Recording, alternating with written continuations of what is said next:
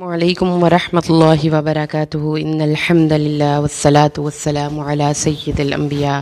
وعلی آلہ وصحبہ اجمعین اما بعد فاعوذ باللہ من الشیطان الرجیم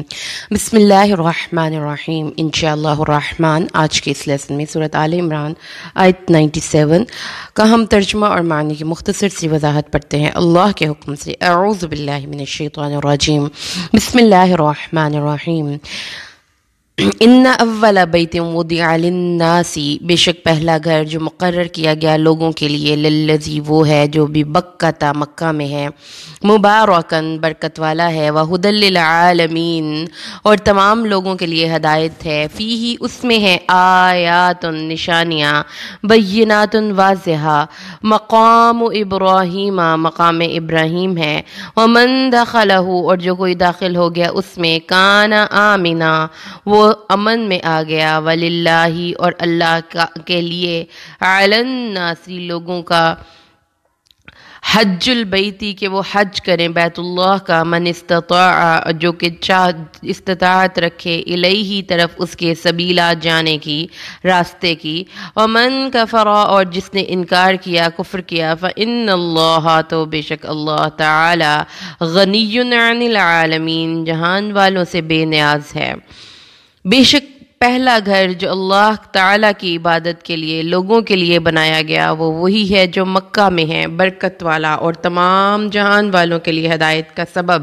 اس میں واضح نشانیاں ہیں، مقام ابراہیم ہے، جو شخص اس میں داخل ہوا وہ بے خوف ہو گیا۔ بیت اللہ کا حج کرنا ان لوگوں پر اللہ کا حق ہے جو اس کے راستے کی استطاعت رکھتے ہوں، اور جس نے کفر کیا تو بے شک اللہ سب جہان کے لوگوں سے بے پرواہ ہے۔ ارشاد باری تعالیٰ ہے، ومن دخلہ کان آمنا اور جو کوئی اس میں داخل ہو گیا امن میں آ گیا۔ تو معزز لسنرز، آج ہم بیت اللہ کی حرمت، بیت اللہ کی فضیلت اور حج بیت اللہ کے بارے میں انشاءاللہ اللہ کے حکم سے پڑھیں گے۔ اس آیہ کریمہ میں، اس آیت کو پچھلی آیت کے ساتھ اگر ہم جوڑ لیں تو ہمیں بات کو سمجھنا آسان ہو جائے گا۔ پچھلی آیات میں اللہ تبارک و تعالیٰ نے یہود کے ایک بہت بڑے غلط فہمی کا رد فرمایا، ایک شبہ تھا۔ وہ کہتے تھے کہ حضرت موسیٰ کی شریعت میں اونٹ کا گوشت اور اس کا دودھ حرام تھا، لہٰذا اونٹ کے گوشت اور دودھ کو نبی اکرم صلی اللہ علیہ وسلم کیوں استعمال کرتے ہیں؟ اگر وہ دین ابراہیم کے صحیح معنوں میں پیروکار ہیں تو ان کو ان چیزوں سے بھی اجتناب کرنا چاہیے۔ تو اللہ نے جواب دیا کہ ایسا نہیں ہے، یہ چیزیں شروع سے، یعنی کہ اونٹ کا گوشت اور دودھ شروع سے ہی حلال ہیں۔ اگر کسی وجہ سے حضرت یعقوب نے اس کو اپنے اوپر کچھ دنوں کے لیے حرام کیا تھا تو اس سے اس کی حرمت واضح نہیں ہوتی۔ یہ اس شخص کا ذاتی فعل ہے اور اس کے ذاتی فعل کو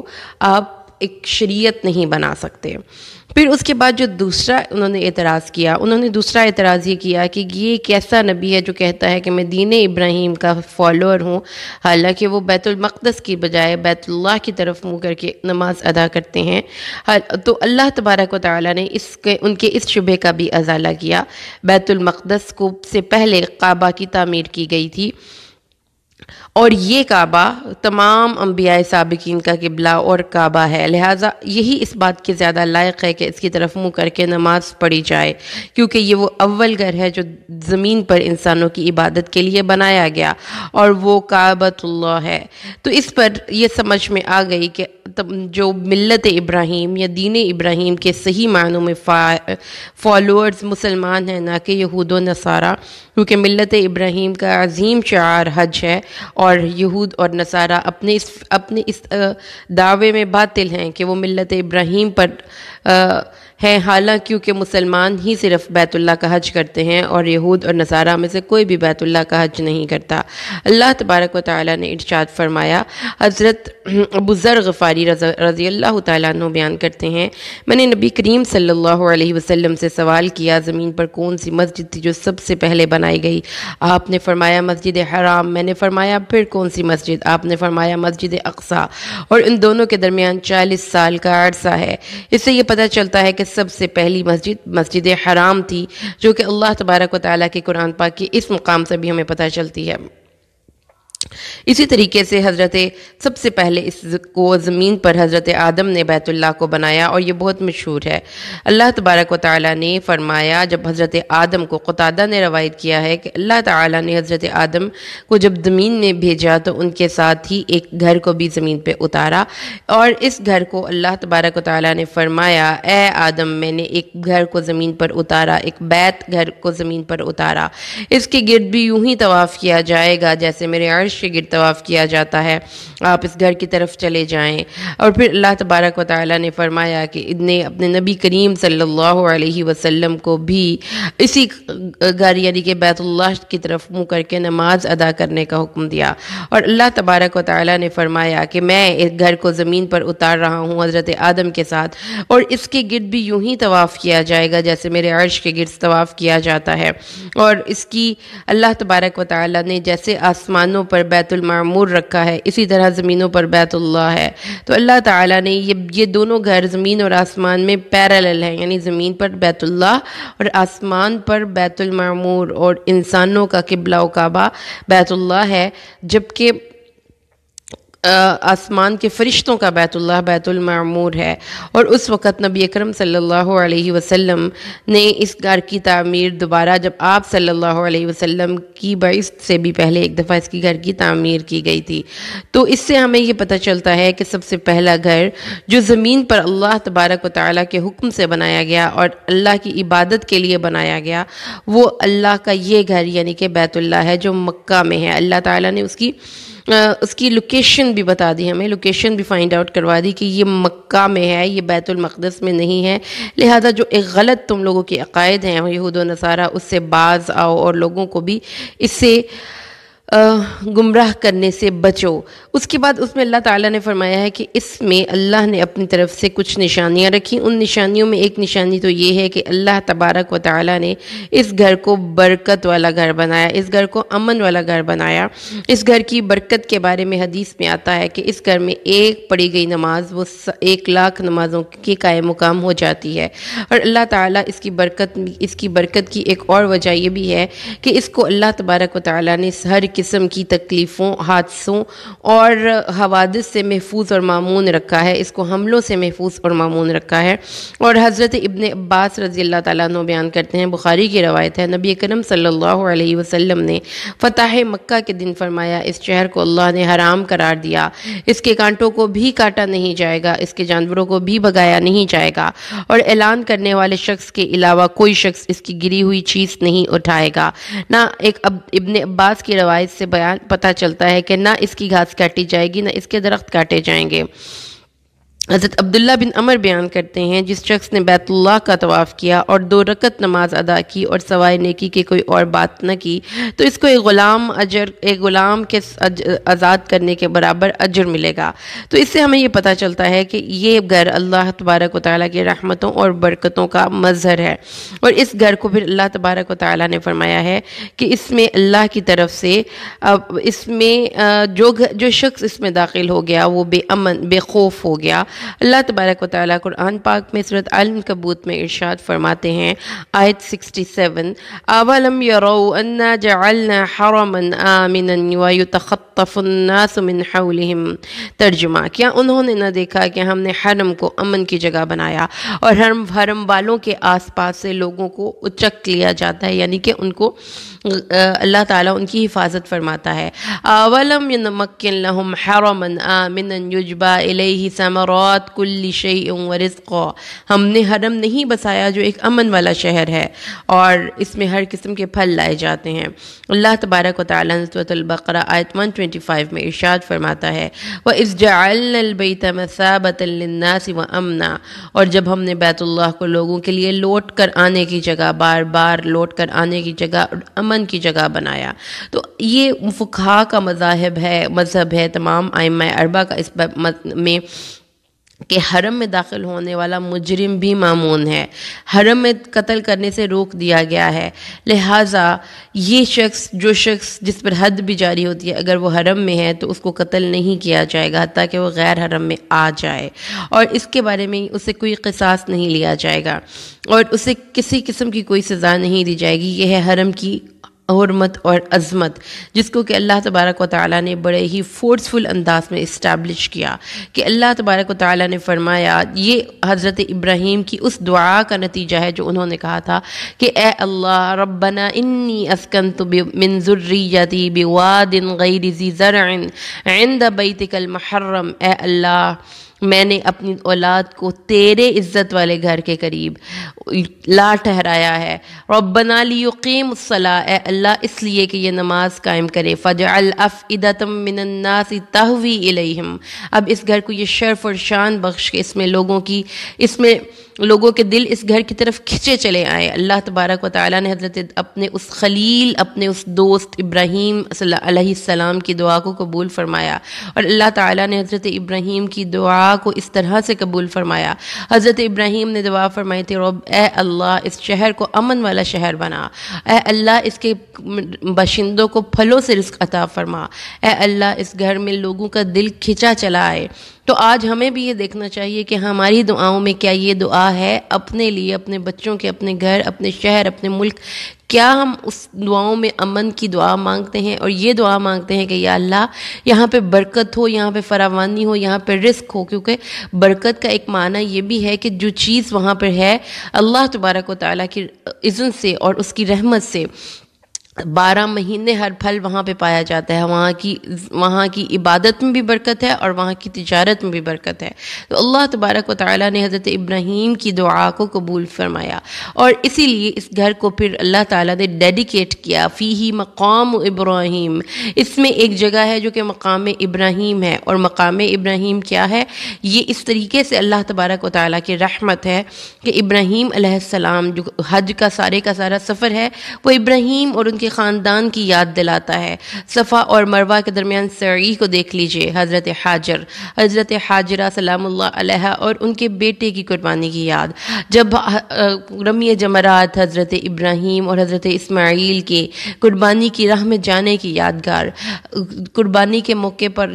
سر منڈوانا اور اپنے جانوروں کو ذبح کرنا حج کے موقع پر، حضرت اسماعیل کے وہ عظیم ذبیحے کی یادگار، حضرت ابراہیم کا وہ پتھر بھی اللہ نے سنبھال کر رکھا جس پتھر پر کھڑے ہو کر آپ عبادت کرتے تھے، یا جس پتھر پر کھڑے ہو کر آپ اپنی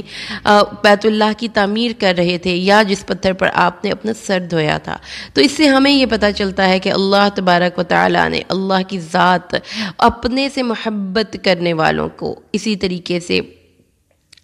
ان کے آثار، ان کے قدموں کے نشان تک کو محفوظ رکھتی ہے، ان کی زبان سے نکلی گئی ایک ایک دعا کو محفوظ رکھتی ہے۔ ہمیں یہ بھی پتہ چلتا ہے کہ اس گھر میں حضرت ابراہیم کے بنانے میں حضرت ابراہیم کا بہت زیادہ اس میں اخلاص شامل تھا، تو اللہ نے آج تک اس گھر کو بھی برقرار رکھا، اور اس کے ساتھ ساتھ اس کے بنانے والے حضرت ابراہیم کی نیت کو بھی برقرار رکھا۔ تو ہم آج تھوڑا سا حج کے بارے میں بھی یہاں پہ دیکھیں، کیونکہ اللہ نے فرمایا ہے کہ اس گھر میں حج کیا جائے گا۔ حج اسلام کے 5 ستونوں میں سے ایک بڑا اہم ستون ہے، اور یہ اللہ تبارک و تعالیٰ نے مسلمانوں پر فرض کیا ہے، مسلمانوں پر حج کا فرض ہونا بیان کیا گیا ہے، اور اللہ تعالیٰ نے فرمایا ہے اللہ کے لیے علی الناس، اس کو مسلمانوں کے ساتھ خاص نہیں کیا گیا۔ اللہ تعالیٰ نے فرمایا ہے کہ ہر انسان جس کو اللہ سے محبت ہے وہ اس گھر کا طواف کرے گا، اور اللہ تعالیٰ نے حج کی تعریف اور شرائط اور فرائض، واجبات، سنن اور آداب، آج ہم تھوڑا سا اس کے بارے میں بھی پڑھ لیں۔ حج کے لفظی معنی ہوتے ہیں کسی عظیم شے کا قصد کرنا، اور اس کے شرعی معنی یہ ہے کہ 9 ذی الحج کو زوال آفتاب کے بعد سے 10 ذی الحج تک کی فجر تک حج کی نیت سے کوئی بھی شخص احرام باندھے ہوئے میدان عرفات میں وقوف کرے، اور 10 ذی الحج سے آخری عمرے تک کسی بھی وقت کعبہ کا طواف زیارت کرے، یہ حج ہے۔ حج کی تعریف یہ ہے کہ وقوف عرفات اور کعبہ کے طواف زیارت کا قصد کرنا، یہ حج ہے۔ حج کی شرطیں یہ ہیں کہ حج کرنے والا مسلمان ہو۔ حج کی شرائط، حج اسلام کا عظیم الشان رکن ہے، اور حج کی شرطوں میں شرط نمبر 1 یہ ہے کہ حج کرنے والا عاقل ہو، بالغ ہو، راستے پرامن ہو، اس کے پاس آنے اور جانے کا پورا اخراجات کا سلسلہ ہو، یعنی اس کی مطلب یہ کہ وہ اس کے پاس اتنے وافر ہوں کہ وہ آنے اور جانے کے اخراجات پورے کر سکے، اور ساتھ ہی ساتھ اس کے اپنا زاد راہ بھی لے کر جا سکے۔ تو اس سے پتہ یہ چلتا ہے کہ اللہ تبارک و تعالیٰ نے انسانوں کو استطاعت کی تفصیل اس طریقے سے ہم بیان کرتے ہیں کہ کوئی خاص اس میں نہیں کہ ہر بندے پر حج فرض ہے۔ حج فرض کرنے والا بندہ اس کی طاقت رکھتا ہو، بصیرت ہو، اگر اندھا ہے، ظاہر ہے کوئی اس کے ساتھ جانے والا نہیں، اس کے بعد حج کے لیے جانے، سفر حج تک کے قیام اور واپس آنے اور خرچ، جن کے خرچ کا وہ ذمہ دار ہے، وہ سب کا سب اس کے پاس ہو، سواری ہو۔ اگر عورت حج کرنے والی ہے تو اس کے ساتھ اس کا خاوند ہو یا کوئی عاقل اور بالغ محرم ہو۔ حج میں 3 امور فرض ہیں۔ احرام، 9 ذی الحج کو زوال آفتاب سے 10 ذی الحج کی صبح تک کسی بھی وقت میدان عرفات میں وقوف کرنا، اور 10 ذی الحج سے آخر عمرے تک کسی بھی وقت طواف کعبہ کرنا، اور مؤخر ذکر یعنی کہ دونوں اس کے رکن ہیں، اس میں سے ترتیب بھی فرض ہے، یعنی پہلے احرام باندھا جائے گا، پھر وقوف عرفات کیا جائے گا، اس کے بعد طواف زیارت کی جائے گی۔ حج کی سعی کو طواف زیارت سے پہلے کرنا بھی جائز ہے، یعنی آپ پہلے سعی کر لیں پھر طواف کر لیں۔ واجبات میں یہ ہے کہ مزدلفہ میں وقوف کریں، صفا اور مروہ کے درمیان سعی کریں، رمی جمرات کریں، طواف وداع کریں۔ اگر کوئی عورت حائضہ ہو جاتی ہے، یعنی وہاں پہ جا کے اس کو ڈیٹ آ جاتی ہے، تو وہ طواف وداع سے مستثنیٰ ہے۔ سر منڈوانا یا بال کٹوانا، میقات سے احرام باندھنا، غروب آفتاب تک میدان عرفات میں وقوف کرنا، طواف کی ابتدا حجر اسود سے کرنا، اپنی دائیں جانب سے طواف کرنا، اگر عذر نہ ہو تو خود چل کر طواف کرنا، باوضو طواف کرنا، پاک کپڑوں کے ساتھ طواف کرنا، اور صفا اور مروہ کے درمیان سعی کی ابتدا صفا سے کرنا، اور چل کر خود سعی کرنا، اور حج تمتع کرنے والوں کے لیے ایک بکری ذبح کرنا، 7 چکر پورے ہونے کے بعد 2 رکعت نماز پڑھنا، قربانی کے دن رمی کرنا، حتیم کے باہر سے طواف کرنا، اور طواف کے بعد سعی کرنا، قربانی کے ایام میں اور حرم کے اندر حلق کرنا۔ حج کے سنن اور آداب، یعنی کہ کیا اس کے آداب ہیں، خرچ میں وسعت کرنا اور باوضو رہنے کی کوشش کرنی چاہیے، فضول باتوں سے اپنے آپ کو روکتے ہوئے انسان کو زیادہ سے زیادہ وقت اللہ کی یاد میں خرچ کرنا چاہیے۔ نکلتے وہ کچھ صدقہ و خیرات کر لیں، اپنے گناہوں کی توبہ کر کے جن لوگوں کا حق آپ کے ذمے ہیں ان کو ادا کر کے جائیں، اور جن لوگوں سے آپ نے ناراضگی اور دشمنی کی ہوئی ہے ان سے معافی مانگ کر راضی کر کے جائیں، اور اس طریقے سے اللہ تبارک و تعالیٰ آپ کا حج قبول کرتا ہے۔ اور اگر کوئی قرض لے کر حج کرے اور اپنے مال سے وہ قرض ادا کر دے اور راستے میں گناہوں سے بچتا رہے اور بکثرت اللہ کا ذکر کرے، تو اس سے بھی اس کو اس چیز کی اجازت ہے۔ حج میں جو کام اپنے نہیں کرنے، یعنی اس دوران سیکس نہیں کرنی، میاں اور بیوی کا ریلیشن قائم نہیں ہوگا، اگرچہ کہ وہ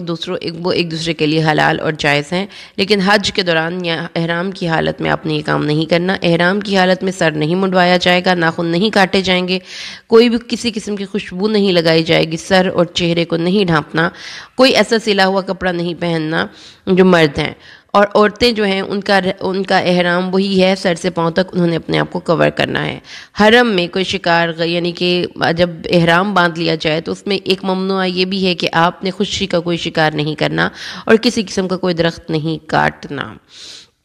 تو اس سے آپ کو یہ پتہ چل گیا کہ حج کرنا ایک بہت بڑی فضیلت کی چیز ہے۔ اس کی فضیلت میں حدیث ہے،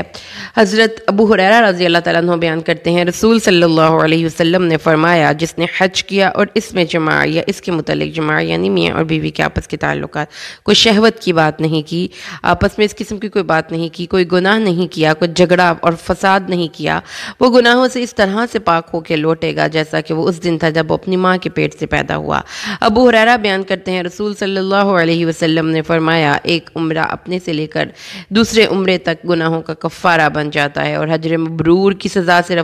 صرف جنت ہے۔ حضرت عمر بن عاص بیان کرتے ہیں، رسول صلی اللہ علیہ وسلم نے فرمایا، جب اللہ نے میرے دل میں اسلام ڈالا، میں نے نبی کریم کی خدمت میں حاضر ہو کر فرمایا، یا رسول اللہ اپنا ہاتھ بڑھائیے تاکہ میں آپ سے بیعت کر سکوں۔ آپ نے اپنا ہاتھ بڑھایا تو میں نے اپنا ہاتھ کھینچ لیا۔ آپ نے فرمایا، عمر کیا ہوا؟ میں نے کہا، کہا یہ ایک شرط لگانا چاہتا ہوں۔ آپ نے فرمایا کیا؟ میں نے عرض کیا کہ یہ مجھے گارنٹی دیں کہ میری مغفرت کر دی جائے گی۔ آپ نے فرمایا اے عمر کیا تم نہیں جانتے کہ اسلام اس سے پہلے کے تمام گناہوں کو مٹا دیتا ہے، ہجرت اس سے پہلے کے تمام گناہوں کو مٹا دیتی ہے، حج اپنے سے پہلے کیے گئے تمام گناہوں کو مٹا دیتا ہے۔ یہ صحیح مسلم کی روایت تھی۔ حضرت عائشہ رضی اللہ تعالیٰ عنہ فرماتی ہیں میں نے عرض کیا یا رسول اللہ ہماری رائے میں جہاد افضل ہے کہ ہم جہاد نہ کریں؟ آپ نے فرمایا لیکن افضل تو حج مبرور ہے۔ ام سلمہ روایت کرتی ہیں رسول صلی اللہ علیہ وسلم نے فرمایا ہر کمزور آدمی کا حج جہاد ہے اور حج مبرور کی جزا صرف جنت ہے۔ پوچھا گیا بر کیا ہے؟ فرمایا کھانا کھلانا اور اچھی باتیں کرنا۔ تو حج مبرور کی جزا صرف اور صرف جنت ہے۔ اللہ تعالیٰ کے نبی نے فرمایا کہ جو شخص